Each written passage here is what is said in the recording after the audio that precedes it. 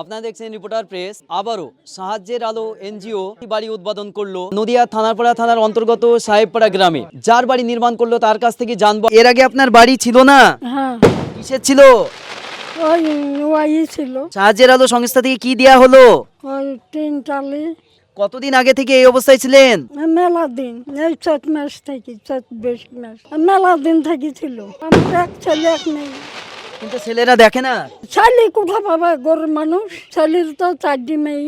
আমি এই তামান ধর বিক্রি করে খাই। তোমরা ভালো থাকো, আল্লাহ দেখ আবার না। প্রতিবেশী যারা আছে তার সঙ্গে কথা বলবো, জানাবেন এই যে সাহায্যের আলো এনজিও এইভাবে যে বাড়ি নির্মাণের কাজ সম্পূর্ণ করলো, কি বলবেন? আপনারা যা যেভাবে দিলেন সেভাবেই যাতে হয় সুন্দরভাবে। এর বাড়ি কি 3-4 মাস থেকে এরকমই ছিল?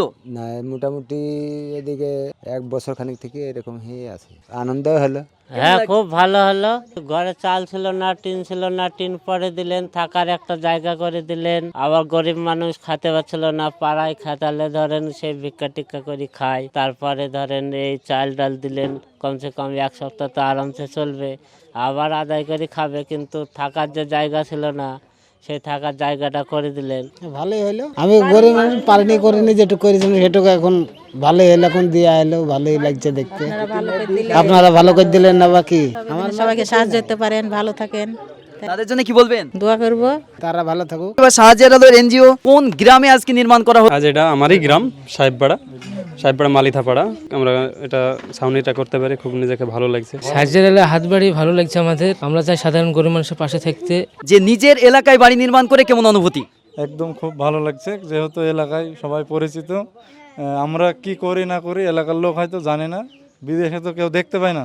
তাই এটা আমাদের সাহেবপাড়ায় প্রথম একটা কাজ, সেই কারণে খুব নিজেকে গর্বিত মনে হচ্ছে। কিছুদিনের খাবারের ব্যবস্থা করে দিলাম, মুদিখানা বাজার, চাল ডাল সবজি। এখন আমরা 107টা পরিবারকে খাবার দিই যারা দুরস্থ অসহায়। তখন ওনাদের লিস্টে ইনার নামটা পড়েছিল, তখন আমরা এসেছিলাম। তখন ওনাকে আমরা বলি যে আমরা চেষ্টা করব, যে এরকম অনেকজন এসে কথা দিয়ে যায় কিন্তু পরে আর আসে না। তখন আমি ওনাকে বলেছিলাম যে আমরা যখন কথা দিয়ে যাচ্ছি মরার আগে অবধিও করে দিয়ে যাবো। যাই হোক, সম্পন্ন করতে পেরেছি। সবাই সাহেবপাড়ার যেসব ছেলেগুলা আছে ভাইয়েরা, তাদের সহযোগিতাই হয়েছে। থাকার বাসস্থান গড়ে দিল সাহেবপাড়া গ্রামের এক বৃদ্ধ মায়ের, যিনি অন্য বাড়ি থেকে দুমুঠো খাবার নিয়ে আসেন এবং তাকে খাবার দিয়েও ভরিয়ে তুলল সাহায্যের আলো এনজিও।